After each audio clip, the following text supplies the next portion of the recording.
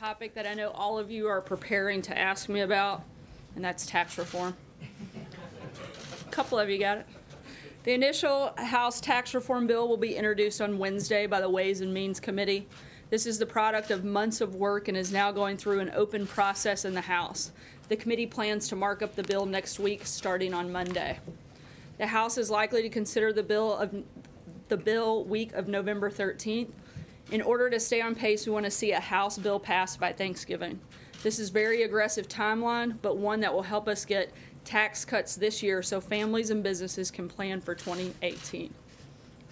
We look forward to the details of the tax bill being released on Wednesday, but today I want to take a step back and explain what we're working to do using an anecdote we can all understand. This story has been floating around the internet for a while, and it's important to keep in mind that the numbers are not exact, and I'm also not encouraging any drinking. So file that away. It's mostly for my parents. But I think you'll enjoy it. Suppose that every day 10 people, for our purposes, we'll say reporters, go out for beer, and the bill for all 10 comes to $100. If these 10 reporters paid their tab every night the way we pay our taxes, it would go something like this. The first 4, the poorest, would pay nothing. The 5th would pay $1. The 6th would pay $3. The 7th would pay $7. The 8th would pay $12. The 9th would pay $18. The 10th, the richest, would pay $59. So that's what they decided to do. The 10 reporters drank in the bar every day and seemed quite happy with the arrangement until one day the bar owner threw them a curveball. Since you're all such good customers, he said, I'm going to reduce the cost of your daily beer by $20. Drinks for the 10 reporters would now cost just $80. The group still wanted to pay their bill the way we pay our taxes, so the first 4 were unaffected. They would still drink for free. But what about the other 6? How could they divide the $20 windfall so that everyone would get their fair share? These are the reporters after all, so they're concerned with fairness. They realize that $20 divided by 6 is $3.33. But if they subtracted that from everybody's share, then the 5th reporter and the 6th reporter, which would each end up being paid to drink beer. So the bar owner suggested that it would be fair to reduce each man's bill by a higher percentage the poorer he was. By doing that, he explained, they'd continue following the principle of the tax system they'd been using. So he proceeded to work out the amounts he suggested that each should pay now. And so the 5th reporter, like the first 4, now paid nothing. He got a 100% saving. The 6th now paid $2 instead of $3, a 33% saving. The 7th now paid $5 instead of $7, a 28% saving. The 8th now paid $9 instead of $12, a 25% saving. The 9th now paid $14 instead of $18, which was a 22% saving. And the 10th now paid $49 instead of $59, a 16% saving. So each of the 6 was better off than before, and the first 4 continued to drink for free. But once outside the bar, the reporters began to compare their savings. I only got $1 out of the $20 saving, declared the 6th reporter, and she pointed to the 10th reporter. He got 10. Yes, that's right, exclaimed the 5th reporter. I only saved $1 too. It's unfair that he received 10 times more benefit than me. That's true, shouted the 7th reporter. Why should he get $10 back when I only got 2? The wealthy gets all the breaks. Wait a minute, yelled the first 4 reporters in unison. We didn't get anything at all. This new tax system exploits the poor. The 9 reporters yelled at the 10th and made him feel bad. So the next night, the 10th man didn't show up for drinks, and the 9 sat down and had their beers without him. But when it came time to pay the bill, they discovered something important. They no longer had enough money between them all to even cover half of the bill. And that, ladies and gentlemen, is how our tax system works. The people who already paid the highest taxes will naturally benefit from a tax reduction, but not the largest percent benefit. Taxing them too much, attack them, and they might start drinking overseas where the atmosphere is somewhat friendlier. This is a silly story, of course, but it illustrates some very important points. Our tax cuts and reforms will create a fairer system that works better for everyone. And it will make our country the friendliest in the world for American families trying to build a better life for themselves and their children, and for American companies seeking a competitive edge. And I'll be happy to get that story to everybody so that you can get those numbers later. Again, I know that that may be an oversimplification, but I think it paints a very good picture of the tax system. And with that, I'll take your questions. Sarah? Sarah, first I'd like to get the White House reaction to the indictments of Paul Manafort and Rick Gates and the plea agreement with George Papadopoulos. And Specifically, I know we have heard a couple of tweets from the president. If you can help me understand, when he says, why aren't crooked Hillary and the Dems the focus, is the president saying that Special Counsel Mueller should really be investigating Hillary Clinton and the Democrats?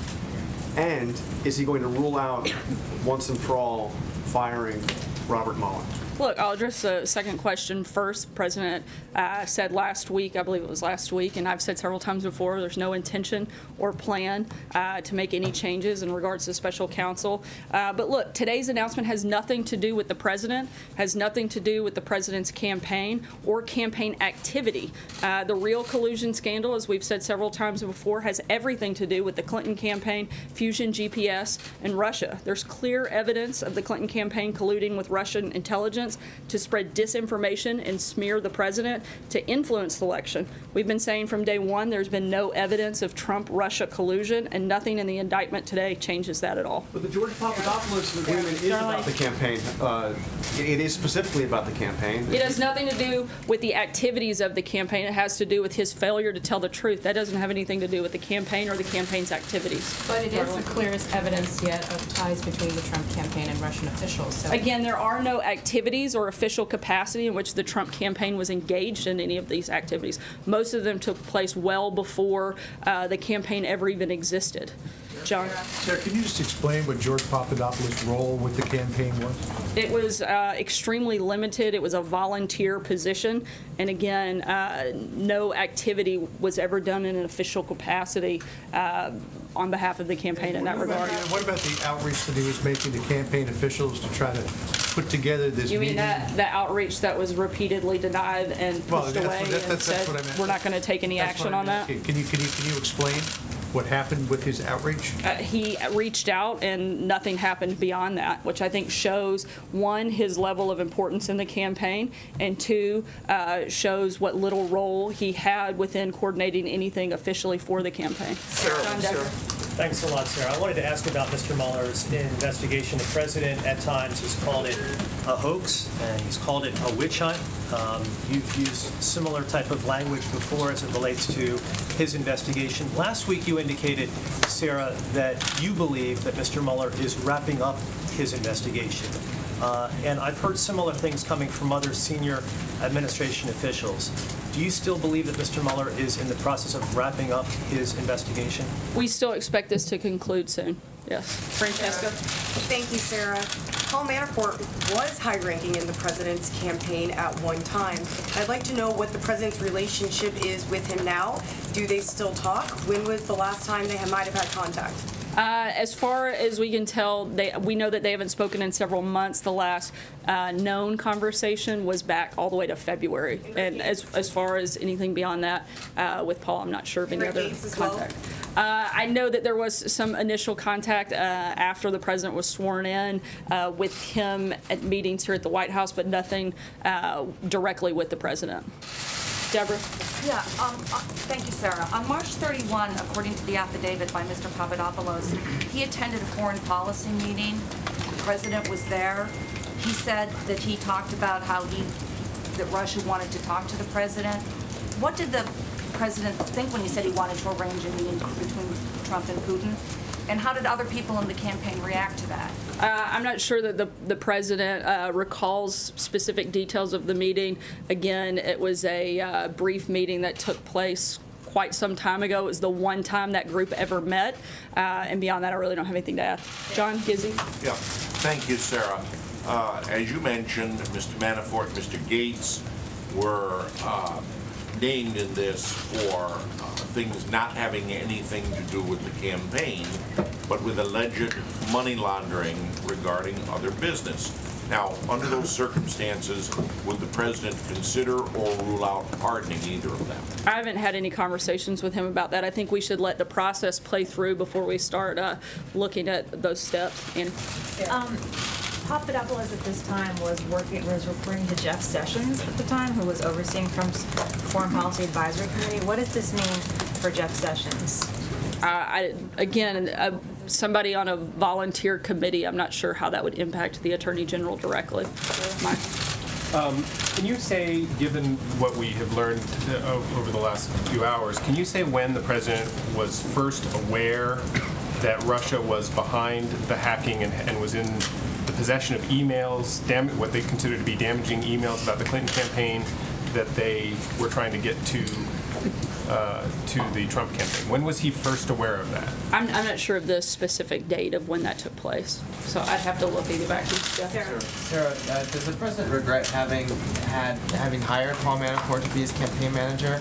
And is he and the rest of the White House concerned that this issue will distract from tax reform and the other domestic policy and foreign policy? We're not worried about it distracting because it doesn't have anything to do with us, because this is something that is action that took place outside of the campaign or campaign activity. And as far as whether he regrets having hired him to be a campaign manager? I didn't ask him that question specifically. Sarah, how can you describe Mr. Papadopoulos as having a limited role when there's a photograph of Mr. Papadopoulos sitting at a table with The then president candidate has Trump thousands at a of national photographs security with meeting? millions of people. So He was also cited by then candidate Trump in a meeting with the Washington Post as to who his top foreign policy advisors are.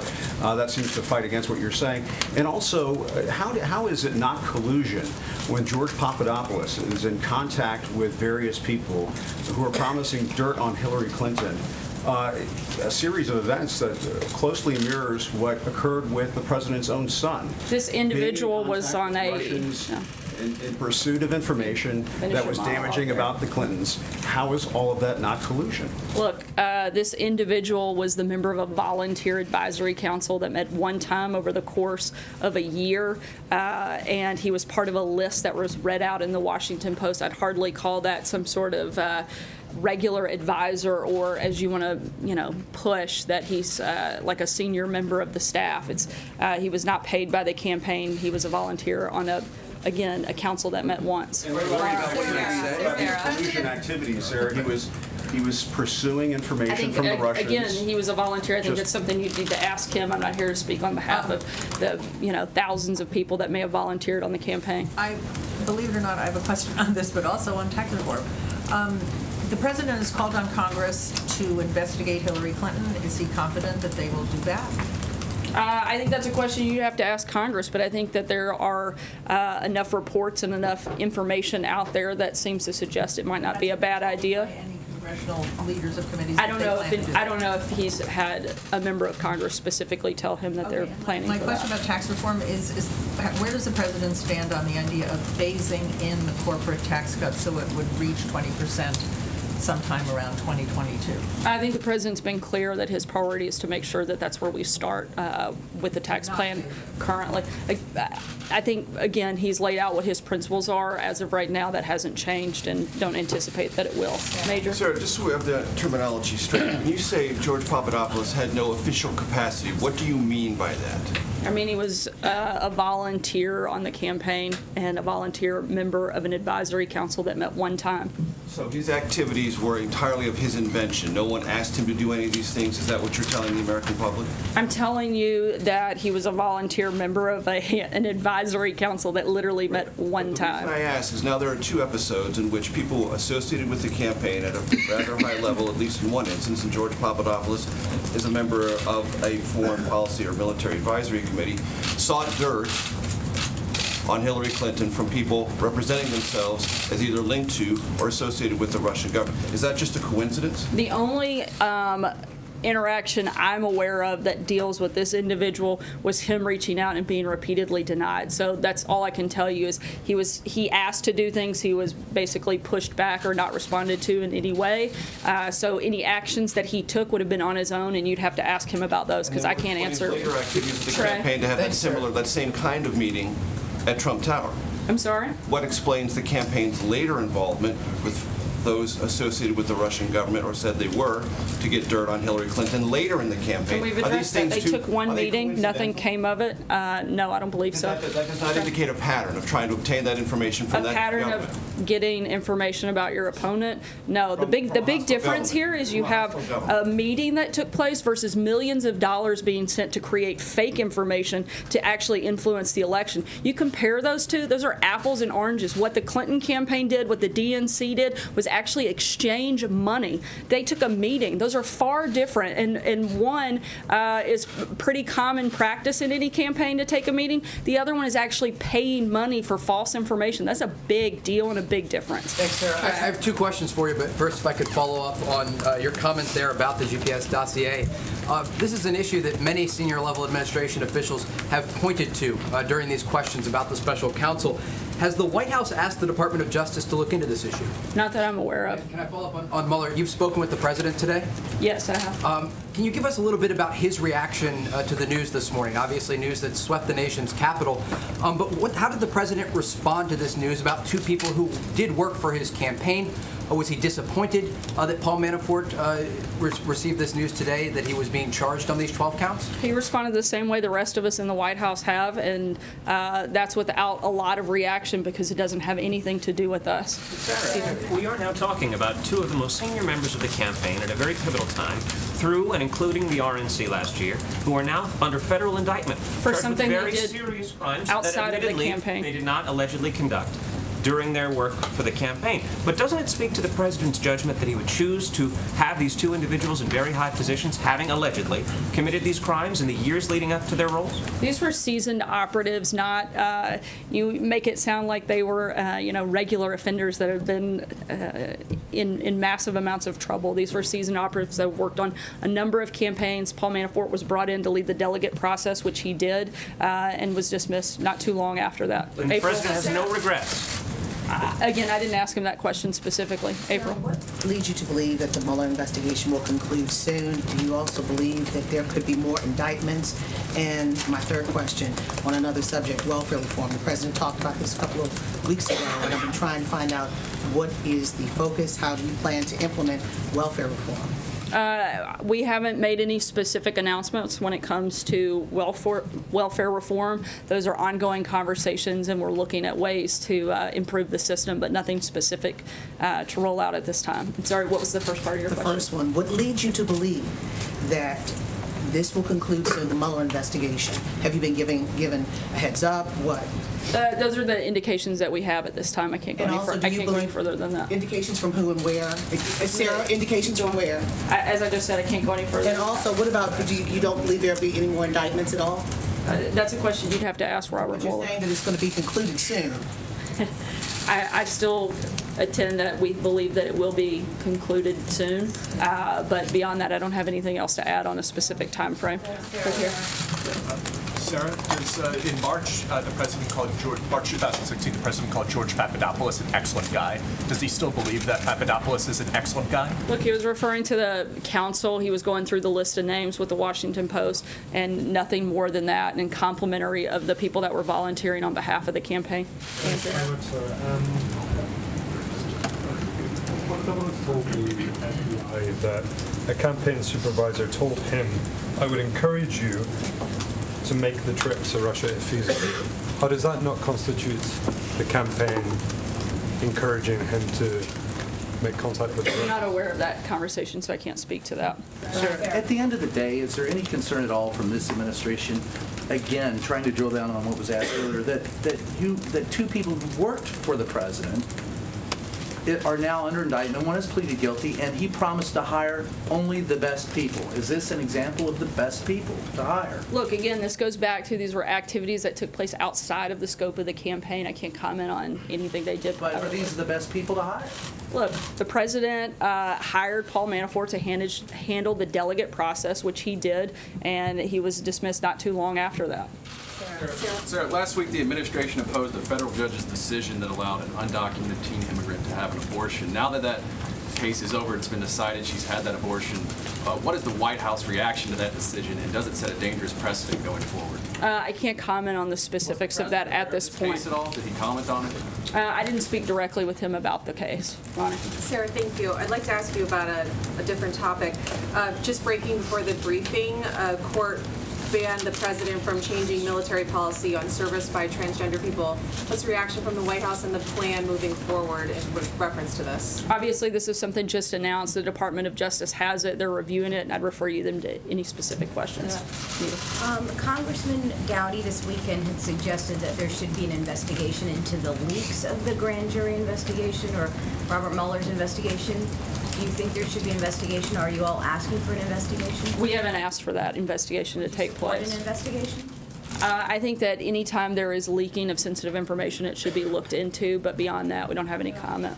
Kristen? Sarah, thanks. Does the president in any way hold Jared Kushner responsible for hiring Paul Manafort? After all, he was an early supporter of bringing him on board. Not that I'm aware of, no. And Sarah, to just follow up on the point of hiring the best people, the top people, he said, does this not at the very least raise questions about President Trump's vetting process and judgment when it comes to bringing on these people? I don't believe so. I think I've answered that quite a few times today. Sarah, two quick questions. Does the president, you said back in July that the president believed that the investigation for the special counsel should stay within the confines of Russian election meddling. Given what we've learned today, does the president believe Bob Mueller overstepped the boundaries of his investigation? I haven't spoken with him specifically about that detail.